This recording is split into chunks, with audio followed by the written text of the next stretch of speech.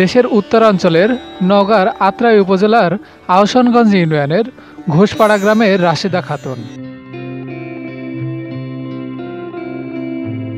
বিয়ের পর থেকে দারিদ্রতা জয়ের সংগ্রামের যুদ্ধে নামতে হয় তাকে। স্বামী ও 3 সন্তানের সংসার তার। স্বামীর আয়ে সংসারের অর্থনৈতিক চাহিদা পূরণ হয় না, এজন্য স্বামীর আয়ের পাশাপাশি নিজের আয়ের পথ খুঁজতে হয় তাকে। স্বামীর বসতি ঘরটুকু ছাড়া অতিরিক্ত ভিটা ও জমি নাই তাদের। রাশেদা খাতুনের বাবার বাড়ি থেকে দেওয়া একটি সেলাই মেশিন রয়েছে। সে মেশিনে যে আয় হয় তা দিয়ে রাশেদা সন্তুষ্ট নয়। রাশেদা খাতুনের এবং তার স্বামীর আয়ের উপর কোনো রকমে সংসার চলে। 2021 সালে ডিসেম্বর মাসে বিএমজেড এবং নেটস বাংলাদেশের সহযোগিতায় ডাস্কো ফাউন্ডেশনে পরিবেশ প্রকল্প শুরু হলে আহসানগঞ্জ ইউনিয়নের ঘোষপাড়া গ্রামের গাংচিল সিএসও দলে যুক্ত হয় রাশেদা খাতুন। দলে যুক্ত হওয়ার কিছুদিন পরে উৎপাদনশীল সম্পদ হিসেবে 13,500 টাকায় 2টি ছাগল ক্রয় করে দেওয়া হয়। পরিবেশ প্রকল্প থেকে একই সাথে একটি মেহগনি ও পেয়ারা চারাও দেওয়া হয়। চলুন আমরা সংগ্রামী এই নারীর মুখে শুনে আসি তার সফলতার গল্পগুলো। আমার নাম রাশেদা, আমার বাড়ি ঘোষপাড়াতে। আমি ডাস্কো ফাউন্ডেশনের পরিবেশ প্রজেক্টের গাংচিল দলের সম্পাদক। আমি সদস্য হওয়ার পরে 2 দিনের প্রশিক্ষণ পাইছি। 2 দিনের প্রশিক্ষণ ভিতরে একদিন শাকসবজি আর একদিন হাঁস মুরগি গরু বাছুর কিভাবে উৎপাদন করা যায় সেই প্রশিক্ষণ আমি 2 দিন পাই। 2 দিন প্রশিক্ষণ পাওয়ার পরে মাঠকর্মী ভাই আমার বাড়িতে একটা স্বপ্ন পূরণের ফর্ম ফিল আপ করার জন্য আসে। তাই আমি বললাম যে ভাই আমি 3 বেলা যাতে খাইতে পারি বাচ্চাদেরকে নিয়ে, আর 3 বাচ্চার লেখাপড়া করাতে পারি, ভালো পোশাক আশাক করতে পারি, আর ছোট একটা বাড়ি যে করতে পারি, এটা আমার স্বপ্ন। ভাই আমাকে বলে যে আপনি এত কিছু স্বপ্ন পূরণ করবেন কিভাবে?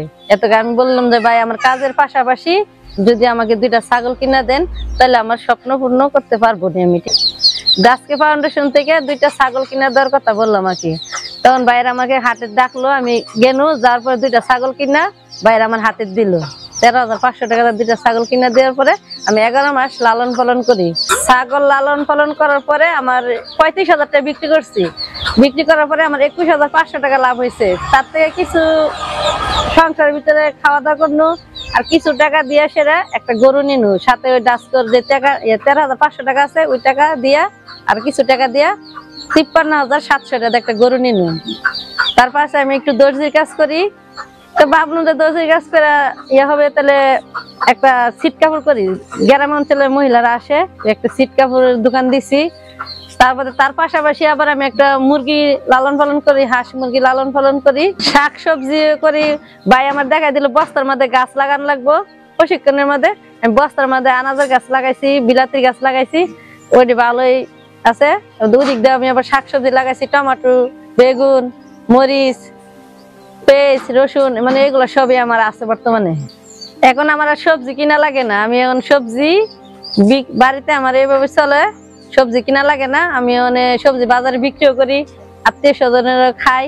এভাবে আমার এখন দিন পর যাচ্ছে। এছাড়াও ডাস্কোর ভাইদের পরামর্শতে ওদের আর্টের আবেদন আমি ইউনিয়ন পরিষদে সজীবের কাছে দিছি। সজীব ভাই আমাকে আবার ফোন দিল, দিয়ে বলে যে আপা আপনি আরটিআই আবেদন জমা করছেন, এটার উত্তরটা আপনি নিয়ে যান। আমি যে নিয়ে আসনু ইউনিয়ন পরিষদ থেকে, সেই জবাবের প্রেক্ষিতে আমার দলের 2 জন সদস্য গর্ভবতী ছিল। আমি নিয়ে গেনু সজীব ভাইয়ের কাছে। সজীব ভাইয়ের কাছে যাইয়া গর্ভবতী ভাতার জন্য আবেদন করনু। আবেদন করার পরে যাচাই বাছাই করার পরে 2 জনে আমার সদস্যর ভাতা হলো। তারপরে এখন ওই 2 সদস্য নিয়ম মতনই ভাতা পাচ্ছে। এখন আমার মনে করেন যে ভাতা করার পর থেকে ইউনিয়ন পরিষদের সজীব ভাইয়ের সাথে আমার একটু ভালো সম্পর্ক হয়েছে। ইউনিয়ন পরিষদের সবার সাথে আমার পরিচয় হয়েছে, গ্রামেও আমার একটু সবার সাথে ভালো সম্পর্ক হয়েছে। এই জন্য আমি বিভিন্ন ভাতা, মানে গর্ভবতী ভাতা, তারপরে বয়স্ক ভাতা, বিধবা ভাতা, এই সব ধরনের ভাতা আমি ইউনিয়ন পরিষদে গেলে সজীব ভাই আমাকে জানাই এবং আমি বলতে পারি, গ্রামে এসে সেটা বলতে পারি। এবং বিভিন্ন ভাবে আবেদন করে আমি আমার মানুষের ভাতাগুলা আইনা দিয়ে আবেদন করে সেরা আইনা দেওয়া হয়। এরপর কোনো মানুষ যদি অসুস্থ হয় তাহলে আমি ওদেরকে সাথে যাই হাসপাতালে নিয়ে যাই, ভর্তি করে দেই। এইটাই আমি গ্রামে এগুলাই আমি করি বর্তমানে। এরপরে আমার দল আছে, আমার দলের মধ্যে 25 জন সদস্য আছে। 25 জন সদস্য নিয়ে ভালোভাবে নিয়মিত সঞ্চয় উঠে নিয়মিত আমাদের গ্রুপে বসে। মাঠ কর্মী ভাই না আসলে আমাদের কাছে ফোন দেয়, ফোন দিলে তাহলে আমরা কেশিয়ার আপাকে নিয়ে বসা সঞ্চয় অনুদান ফুড ব্যাংকের চাউল সব পণ্যটা আমরা তুইলা রেজিস্ট্রি হাতাত লেখা তুই আমরা এটা এখন নিজেরাই করতে পারি। ভবিষ্যতে যদি এই প্রকল্প ডাস্কো নাও থাকে, তাহলে আমরা যে 25 জন সদস্য আছি সবাই মিলা জিলা ভবিষ্যতে আমরা চালাতে পারবো, সেটা আমাদের সৎসাদ আসে। এই জন্য আমি ডাস্কো ফাউন্ডেশন, নেট বাংলাদেশ ভাইদেরকে ধন্যবাদ জানাই।